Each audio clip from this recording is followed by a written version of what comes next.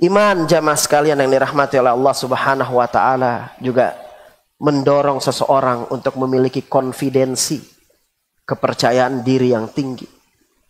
Ini harga mahal kepercayaan diri yang kadang-kadang anak-anak kita, generasi kita ini sulit untuk mengatakan tidak ketika diajak dalam satu circle yang circle-nya itu mengajak pada perbuatan-perbuatan yang negatif. Sulit bagi mereka untuk menolak ketika environment lingkungan mereka,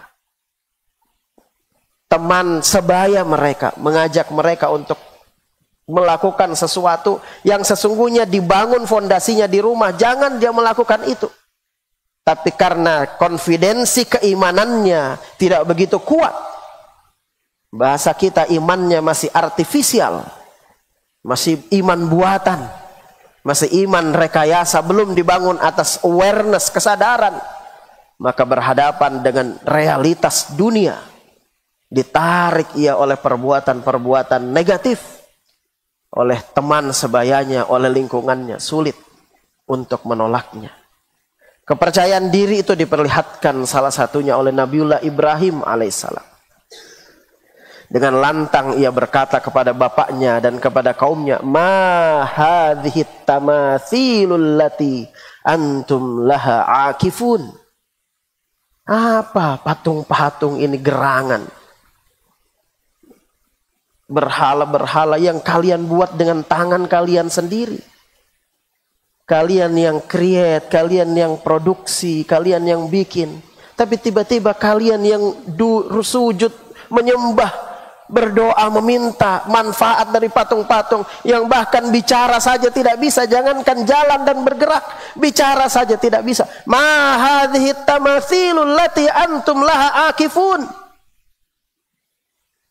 Padahal Ibrahim pada saat itu tidak punya circle, tidak punya kekuatan umat yang begitu banyak.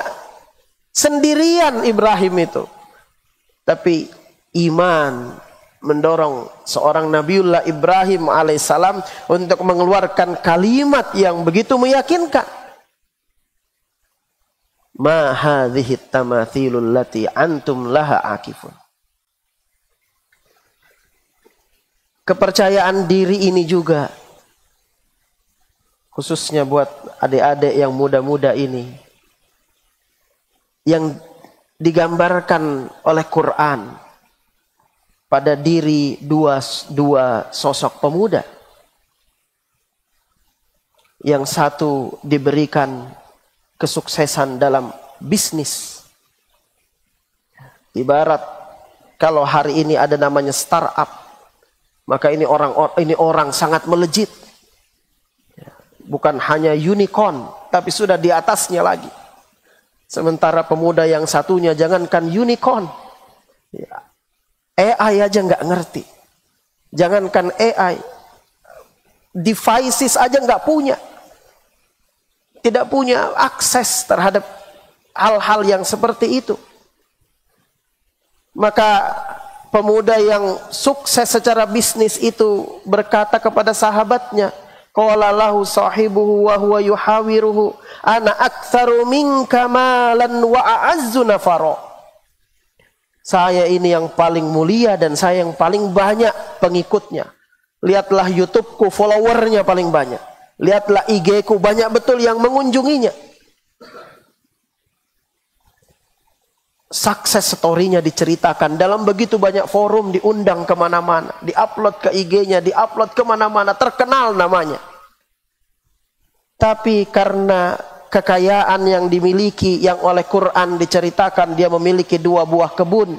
Kebunnya adalah kebun anggur, pagarnya adalah pohon kurma. Di antara 2 buah kebun itu mengalir air sungai. Tapi dia mengira bahwa kebunnya itu akan abadi. Lihatlah kepercayaan diri yang dimiliki oleh sahabatnya yang mungkin gagal secara bisnis, secara intelektual ia far left behind, jauh tertinggal di belakang. Akses akademis tidak punya, apalagi bicara alat-alat tadi, gadget, devices dan lain sebagainya. Tapi ketika sahabatnya pongah, angkuh dan melampaui batas, Ia dengan percaya diri berkata kepada temannya, akafarta billadzi khalaqaka min turab thumma min nutfatin thumma sawwaka rajula. Hampir-hampir mustahil, kalau bukan dalam angka yang sangat minim, kita dapati pemuda-pemuda hari ini bisa berkata dengan penuh kepercayaan diri, dalam keadaan inferior, dalam keadaan finansialnya tidak mendukung, dalam keadaan ia bukan anak yang gaul, dalam keadaan dia tidak sukses secara pekerjaan, jabatan apa yang mau diumumkan kepada publik. Ia bukan ASN, ia bukan pegawai tambang, ia bukan orang sukses. Tapi ia ingatkan temannya yang melimpah kekayaan itu, akafarta billadzi khalaqaka min turabin thumma min nutfatin thumma sawwaka rajula.